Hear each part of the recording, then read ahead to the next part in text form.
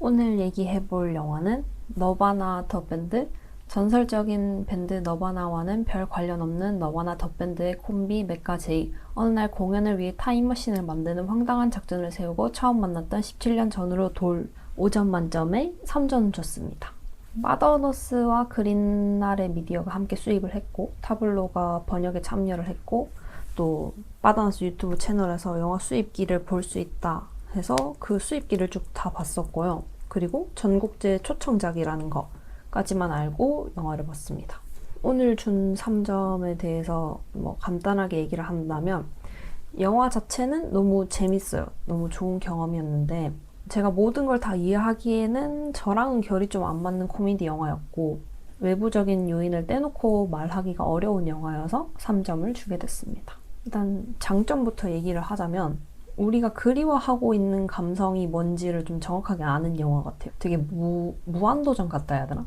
영화 안에서 정준하랑 정현돈이 섞인 것 같은 그런 아저씨랑 되게 박명수 같은 아저씨가 어떻게든 공연을 하려고 하는데, 박명수 같은 아저씨가 너가 없으면 내가 1인자야 하고, 그러던 와중에 이제 타임머신을 통해서 과거로 돌아가 버리게 되는 그런 내용이란 말이죠.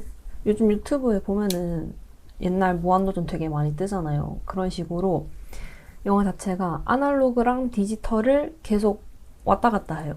동시에 품고 있는데, 정확하게 표현하기는 좀 어렵지만 우리 세대는 아날로그만 느낀 세대가 아니잖아요. 아날로그랑 디지털을 동시에 이제 겪고 있는 세대인데, 아날로그 자체보다는 아날로그에서 디지털로 변환되는 그 과도기 자체의 향수를 가지고 있구나 하는 거를 느끼게 된 영화였어요. 어떠한 기술이 물건을 바꾸고 그 물건이 사람들의 생활을 바꾸고, 그 뭔가 계속해서 바뀌는 시대 자체가 주는 감각들이 있잖아요. 그래서 너바나는 시간 얘기를 하면서도 그냥 아날로그 자체에 대한 향수를 불러일으키는 게 아니라 아날로그에서 디지털로 변환되는 그 시점 자체의 향수를 불러일으키는 영화라서 너무 좋았습니다. 좋았던 점 두 번째는 되게 편하게 웃을 수 있어요. 누군가를 웃기는 데에 좀 많은 제약이 생겼잖아요. 이제 현대 관객들의 감수성이라든지 지적 수준이 점점 올라감에 따라서 예를 들면 여성을 희화한다거나 폭력적인 것, 이런 것들이 더 이상 웃기지 않는 시대가 왔다고 생각을 한단 말이죠. 그런 점에서 이 영화가 되게 편하게 웃을 수 있어요. 이거 내가 좀 웃어도 되나? 즐겁게 넘겨도 되나? 이런 고민을 할 필요가 없이 그냥 자기들끼리 계속 바보 같은 짓을 해. 그래서 하나도 불편한 거 없이 재밌어요. 특정하게 누군가를 깎아내리지 않고도 웃길 수 있다는 걸 제대로 보여주는 영화라고 생각합니다. 그리고 좋았던 점 세 번째는 진짜 영화 자체가 정신이 하나도 없어요. 핸드헬드도 엄청 많고, 나오는 인물들도 되게 많고, 대사도 엄청 많고, 그리고 현실과 영화를 계속해서 왔다 갔다 하고, 다큐멘터리와 픽션 그 사이 어디인가인 것 같고, 그리고 이게 제4의 벽을 깨거든요. 나한테 말을 거는 장면도 있어. If you're watching this in theaters, thank your lucky stars. 그래서 이게 어디까지가 연출이고 어디까지가 현실인지 알 수가 없어서 진짜 그냥 뇌 빼놓고 본다라는 말이 제일 잘 어울리는 영화였어요. 또 신기하고 재밌는 거는 이렇게 막 사람을 정신없게 만든 다음에 어느 순간 이 우정서사에 자연스럽게 탑승할 수 있도록 이끌어 나간단 말이죠. 그래서 그 영화적인 구조가 굉장히 잘 짜여져 있는 것 같아요. 정신없게 만들고, 그 다음에 좀 직관적이고 쉬운 연출을 만들고, 그 다음에 감동적인 서사를 주고, 이런 식으로 그냥 이 영화가 의도하는 대로 편안하게 따라가면 되는, 그렇게 하면 재미를 찾을 수 있는 영화라서 좀 좋았습니다. 정신없게 만드는 게 엄청 좋은 연출이었다. 그리고 좋았던 점 네 번째는 침묵하는 구간이 있어요. 초반 부분에 되게 갑작스러운 뮤트가 나오거든요. 근데 영화 보고 나와서도 그게 꽤 오랫동안 기억에 남더라고요. 코미디 영화를 본다라고 생각을 하면은 극장에서 다 같이 울거나 웃는 경험을 떠올리기 마련이잖아요. 근데 다 같이 침묵하는 것 자체도 엄청나게 깊은 감정 교류구나, 이렇게 딱 생각이 들더라고요. 코미디 영화에서 이런 과감한 뮤트를 선택한다는 게 좀 재밌는 경험이었어요. 장점 다섯 번째는 영화 바깥의 이야기가 영화가 된다. 이 영화는 영화 자체만 떼어놓고 이야기를 하기가 좀 어려워요. 한국에서는 특히나 이제 마더너스가 이 영화를 왜 수입했는지, 어떻게 수입했는지, 뭐 또 얼마나 고생했는지 이런 것들이 다 하나의 이야기가 되고 그 과정 자체가 좀 영화의 일부처럼 다가온단 말이죠.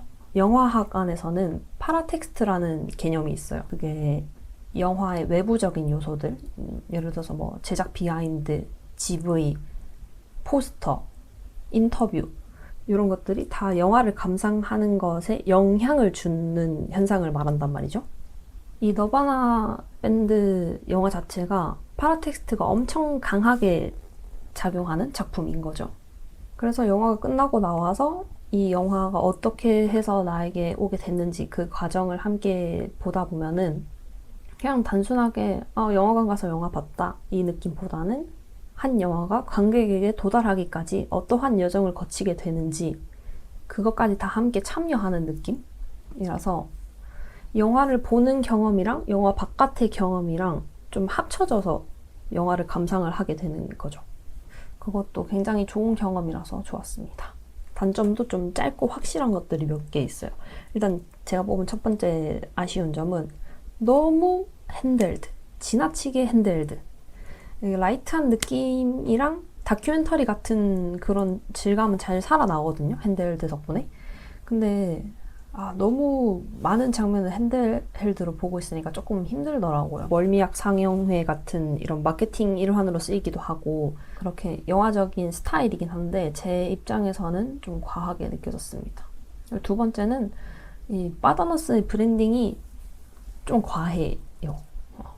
영화를 수입해준 이유도 영화를 수입하게 된 과정도 결과물도 하나의 또 다른 영화처럼 다가와서 너무 좋지만 이거랑 별개로 영화 자체에 대한 이야기를 좀 하고 싶은데 한국에서 너바나 얘기를 하려면 바더너스를 빼놓고 이야기가 하기는 좀 힘든 거야. 다들 바더너스 얘기를 많이 하고 있으니까. 그래서 그냥 내가 이 뭔가 거대한 바더너스 세계관 안에 빠진 느낌?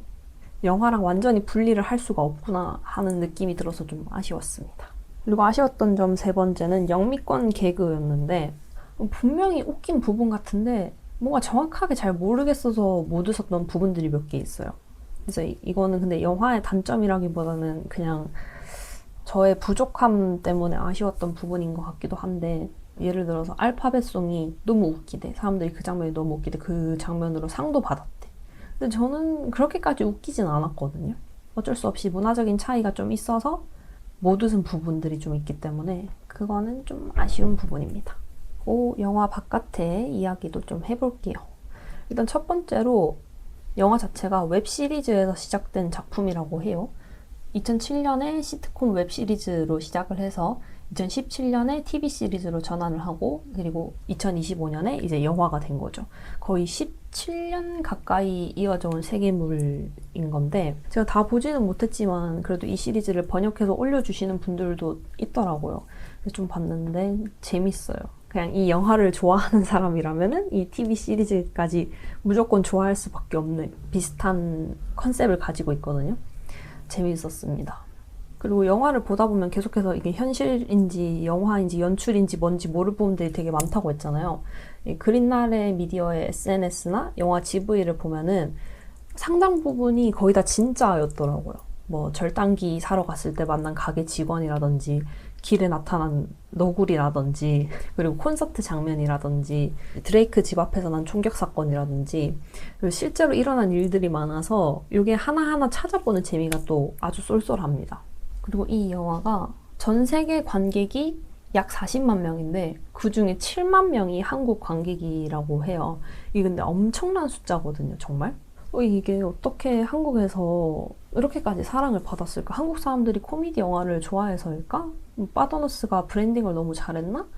여러 생각을 해봤는데 이 한국 영화 팬들은 좀 영화를 보고 떠들기를 좋아하는 것 같아요. 이야기를 나누기를 좋아하는 것 같아요. 그런데 대부분의 영화가 그렇듯이 조금 이야기를 하기가 어려운 부분들이 많잖아요. 사회적인 문제를 다룬다거나 내가 쉽게 이야기하기 어려운 문화들이 있는데 이 영화는 우정을 얘기하고 있고 그리고 또 되게 쉽고 직관적이게 연출을 하고 있다 보니까 이 영화에 대해서 이야기하기가 좀 쉬운 거야. 그냥 수준이 낮다에 쉬운 게 아니라 정말 편하게 이야기를 나눌 수 있는 영화인 거죠. 그래서 영화뿐만 아니라 영화를 둘러싼 이야기까지 다 편하게 할 수 있어서 더 한국에 관객층이 많지 않나 라는 생각을 해봤습니다. 그리고 굿즈도 엄청나게 다양해요. 제가 영화관 요새 가면은 CGV에 이제 빠더너스 문상훈 님이 광고를 하시더라고요. 막, 야야야, 빨리 앉아봐. 나한테 주어진 시간이 60초밖에 없거든?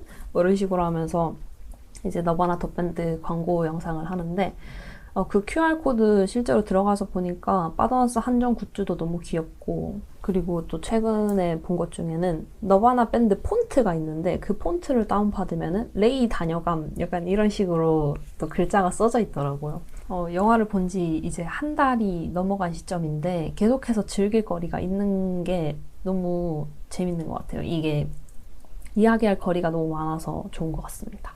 그리고 이제 마지막으로 이 영화를 이제 빠더너스 문상훈 님이 수입에 참여를 했다고 했잖아요. 뭐 GV도 많이 찾아보고 여기저기 나오셔서 인터뷰하는 것도 많이 봤는데 문상훈 님이 인터뷰에서 이런 말씀을 하셨어요. 미디어 컨텐츠를 다루다 보니 어제 회의하고 오늘 촬영해서 내일 편집하는 삶을 살았다. 근데 영화 수입은 기다리고 또 기다리는 일이었다. 뭐 정확하게 이렇게 얘기하시는 건 아니고 제가 조금 축약을 했는데 이 말을 듣고 생각한 게 한국에 사는 영화 팬의 입장으로서는 영화 수입은 그냥 기다리면 끝나는 일이었어요.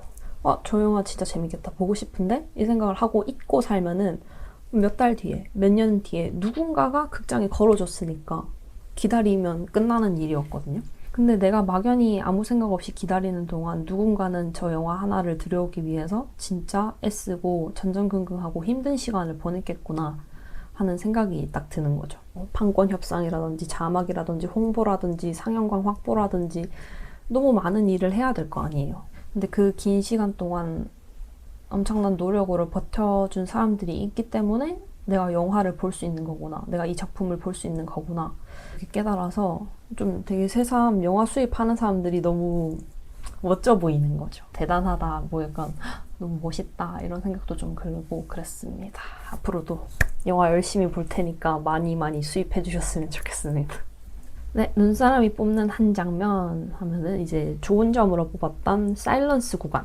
최근에는 영화관에서 이렇게까지 강렬한 느낌을 받은 적이 없는 것 같아요. 근데 그 강렬한 느낌이 침묵이었던 거, 뮤트가 되는 구간이었다는 거, 그것도 신선했고, 코미디 영화에서 이렇게 심지어 초반에 과감한 연출을 선택했다는 것도 너무 놀라워서 제가 한 장면으로 뽑도록 하겠습니다. 그래서 영화를 한 줄로 평가하자면 너바나 덧밴드 이하생약, 영화 밖의 모든 순간도 영화가 된다 라고 정리를 하도록 하겠습니다. 끝! 빠잉!